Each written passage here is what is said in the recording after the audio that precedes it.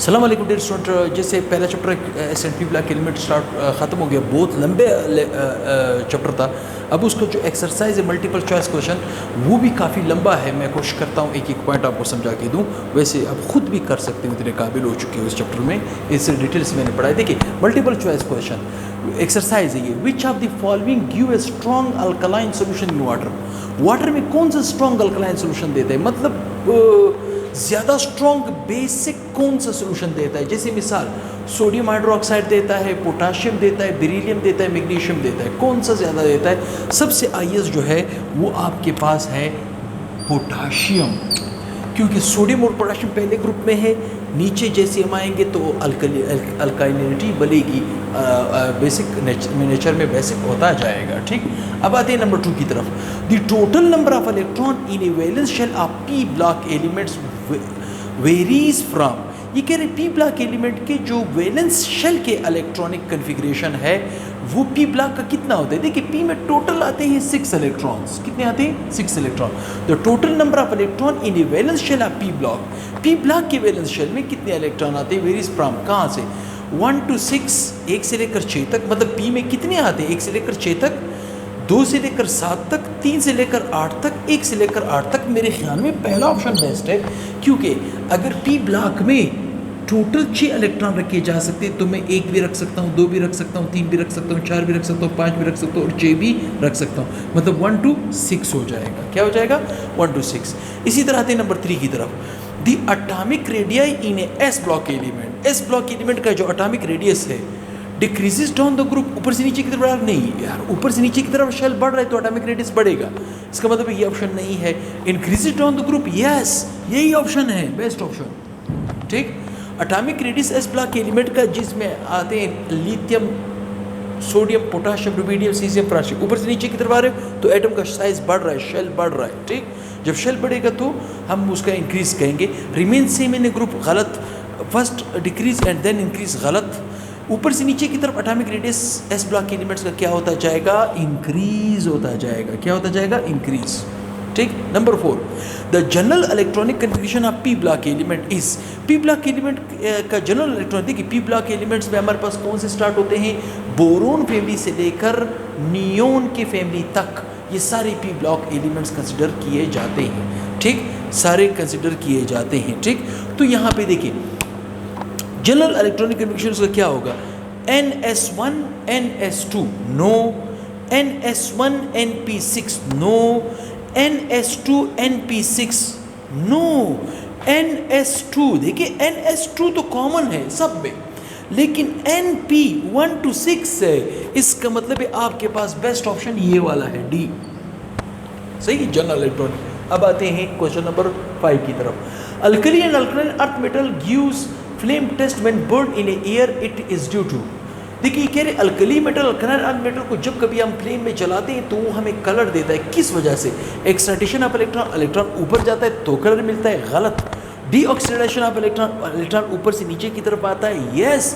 जब ऊपर से नीचे की तरफ इलेक्ट्रॉन आता है तब हमें कलर मिलता है, तब हमें फ्लेम पे कलर मिलता है। Smaller ionic radius of alkali metal, no. Smaller charge density, no. Number 6, the basic oxide react with acidic oxide to form hydrides, no. Halides, no. Hydrogen halide, no. Salt, क्योंकि आप बचपन से ये चीज़ पढ़ते आ रहे हो, एसिड जब बेस के साथ मिलता है तो नतीजे में क्या आता है? साल्ट और वाटर आता है। Number 7, the characteristic flame colour of the caesium is. Caesium का कैरेक्टरिस्टिक फ्लेम कलर क्या है? अगर सीजियम को मैं फ्लेम के ऊपर जलाऊंगा तो किस तरह का कलर हमें मिलेगा? ये तो रट्टे वाला क्वेश्चन है, जस्ट अपनी रट्टे के तौर पे याद रखना है। Green, no. ब्लू, यस, ये ब्लू कलर है सीजियम का। ठीक, अच्छा number 8, which one of the following oxides is acidic in nature। कौन सा ऑक्साइड एसिडिक के नेचर में यहाँ पे आते हैं? कार्बन डाइऑक्साइड एसिडिक के नेचर में जो हमें एसिड दे, जर्मेनियम और डाइऑक्साइड, टिन डाइऑक्साइड या स्टेनम डाइऑक्साइड या प्लम्बिक ऑक्साइड या लेड ऑक्साइड, नो। आपके पास एसिडिक नेचर में कार्बन डाइऑक्साइड है, क्योंकि कार्बन फैमिली में जो पहले वाले जो दो मेंबर है जैसे कार्बन है और सिलिकॉन है, उनके ऑक्साइड को अगर हम पानी कार्बन डाइऑक्साइड को हम पानी में डालेंगे कार्बोनिक एसिड देगा, सिलिका डाइऑक्साइड को पानी में डालेंगे सिलिसिक एसिड देगा, जो एसिड हमें दे।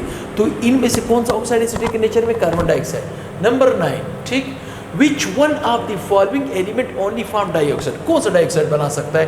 कार्बन डाइऑक्साइड बना सकता है, only carbon, only dioxide formation, मतलब मोनो के साथ साथ डाई भी बना सकता है। डाइऑक्साइड सिर्फ और सिर्फ याद रखें सिलिकॉन बनाता है, सिलिकॉन डाइऑक्साइड हमेशा बनता है, सिलिकॉन मोनोऑक्साइड कभी नहीं बन सकता। वही चीज़ आपसे पूछ रहा है कि इन एलिमेंट में से कौन सा ऐसा एलिमेंट है जो ओनली फॉर्म है डाइऑक्साइड, वो कौन सा है? Silicon dioxide.